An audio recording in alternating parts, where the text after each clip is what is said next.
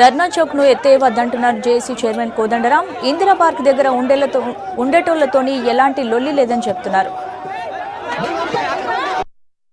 ఎవ్వరు వద్దంటలేరండి. Walkers association వాళ్ళు తీర్మానం చేసింది, నాకేం దీని పట్ల అభ్యంతరం లేదు అని వాళ్ళు అంటున్నారు. కాలనీ అసోసియేషన్ వాళ్ళు మేము అనేక కార్యక్రమాలు చేసినప్పుడు మాకు సహకరించినటువంటి వాళ్ళే. వాళ్లకు మాకు మధ్యన ఘర్షణ లేదు. ఘర్షణ అనేది పోలీసులు ఒకటి కల్పించాలి, తీసుకురావాలని ప్రయత్నం చేస్తున్నారు. ఇంతకుముందే రిపోర్టర్లు అన్నారు మఫ్టీలో ఉన్న పోలీసులే ఈ ఘర్షణను సృష్టించాలని ప్రయత్నం చేస్తున్నారు. హైకోర్టు నియమం ఏముందో చెప్పమనండి, మేము దాన్ని చూడటానికి సిద్ధంగా ఉన్నాం. ఇప్పటి వరకు హైకోర్టు ఆర్డర్ లేదు. మాజీ డీజీపీ దినేష్ రెడ్డి గారు ఏమంటుండ్రంటే 2005లో హైకోర్టు ఈ ధర్నా చౌక్ ఉత్తర్వులను ఆమోదించింది.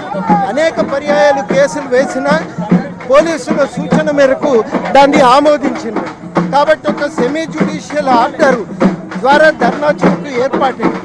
జనం ఎక్కడ ఉంటారో, ప్రభుత్వ ఆఫీసులు ఎక్కడ ఉంటాయో అక్కడ ధర్నాలు జరుగుతాయి. కానీ అది లేని దగ్గర మానవ జాతికి సంచారమే లేని చోట పెట్టుకుంటే ప్రయోజనం. భవిష్యత్తు కార్యాచరణ జేఏసీని సాధించుకోవటానికి మా ప్రయత్నం చాలా.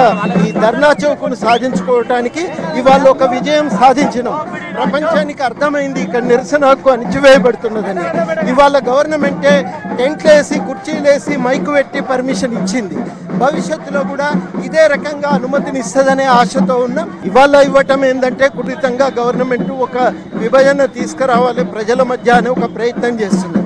కాబట్టి మీరు తేల్చుకోండి అనే ధోరణి ప్రదర్శిస్తున్నది. ఇది సమంజసం కాదు.